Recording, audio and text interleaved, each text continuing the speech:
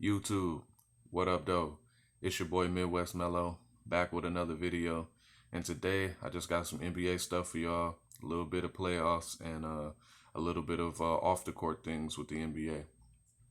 First, before I start all of that, I just want to say rest in peace to Chadwick Bozeman, a great actor, um, did a lot of great movies in a short period of time.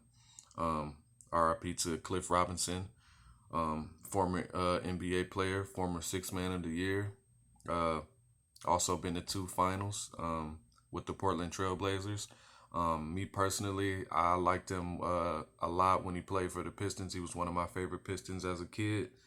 Um, yeah, great player. And then Lute Olson, famous coach.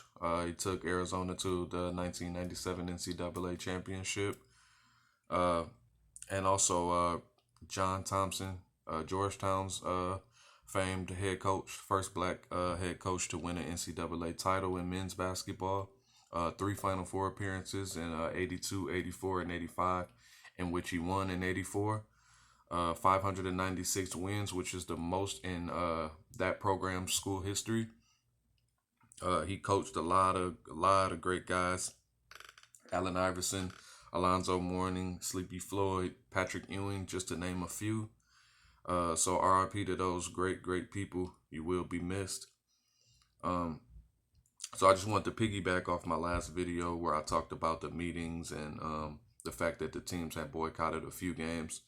I was actually in favor of stopping the season, but since they chose to continue, uh, they did make some strides for social justice. So I just want to talk about the players, the coaches, and the governors of those areas that came together to create the Social Justice Coalition. Um, and three main factors of this coalition is access to voting, to promote civic engagement, and meaningful police and criminal justice reform. To go in depth a little bit, I would like to talk about how the access to voting works. In every city where the league franchise owns and controls the arena property, team governors will continue to work with local election officials to convert the facility into a voting location for a 2020 general election. And that is to allow for a safe in person voting option for communities vulnerable to COVID 19. Uh, Also, the league will work with players and our network partners to create and include advertising spots in each NBA playoff game dedicated to promoting greater civic engagement in national and local elections and raising awareness around voter access and opportunity. Uh, so that's there to promote the civic engagement. Um, these commitments follow months of close collaboration around designing a safe and healthy environment to restart the NBA season. I'm assuming they're talking about next year and the end, the conclusion of this season. Providing a platform to promote social justice as well as creating an NBA foundation focused on economic empowerment in the Black community. We look forward to the resumption of the playoffs, as which has already happened, continuing to work together in Orlando and in all NBA team markets to push for meaningful and sustainable change. So I thought that that was really good. I felt like even though they didn't stop the season completely, those games that were postponed, um, it caused the NBA to take action. So I think moving forward, this will be a good thing with the season. Um, so after that, I just wanted to give a few little updates. We have only started one round two series, which is the Celtics and Toronto. Uh, Game one, Toronto lost to Boston 94 to 112. Both of these teams had six players to score in double figures, but the Celtics had two players score 20 plus. Toronto had no players score 20 or more points. So I'm going to say that is the reason that they lost. If I have to pick a winner of that series, I could be wrong, but I still feel Toronto has a great chance to win that. It'll probably be 6 or 7 games, though. Uh, Let's see. I guess I could talk about Pascal Siakam. Like I said, he only had 13, and he's usually in between, 18 to 20 something points a game as far as Toronto. So he's gonna have to do more. Like I said, this will be a 7 game series, but I'm going out on a limb for Toronto to show that they can do what they did last year, or at least close to it without Kawhi Leonard.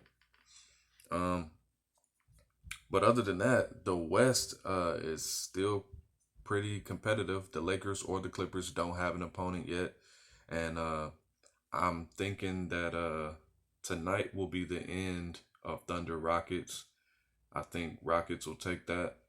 Um, and the Jazz and the Nuggets. That's wow. That's been the best series that I've seen in a long time in basketball. Uh, as you know, I picked the Nuggets to win. The Jazz completely flipped the script, but the Nuggets didn't give up and they forced a game 7. So we'll see that game 7. And the winner of Jazz Nuggets will face the Lakers. No, yeah, I think. And then the winner of Thunder Rockets will face the Clippers. So that was another thing. The Clippers actually they ended up taking Mavericks out into deep waters and just that. They also didn't have Porzingis, so I will say that. Um, so for round 2, tonight I think is it tonight? No, it's not tonight. But the Bucks will be facing the Heat, and because they had a they I so with the Bucks, I want to say that they swept the Magic, but they didn't. They won 1 game, so it's called a gentleman's sweep. They won the Magic won the first game, and then the Bucks just 1, 2, 3, 4, and they were gone. Same with the Lakers and Blazers. The Blazers won the first game, and then the Lakers just 1, 2, 3, 4. So that's still, in my eyes, that's still considered a sweep.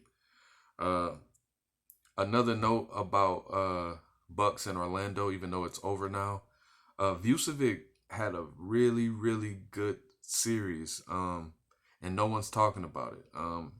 And I get it because they got swept, but there was a lot of hype around Damian Lillard, and he played well in the games that he did play against the Lakers. And so, but he's a talked about player. Vucevic got no shine at all, and he was dropping 30s and 20s on their head like every game. So he fought really hard for them, and it wasn't in the cards for them.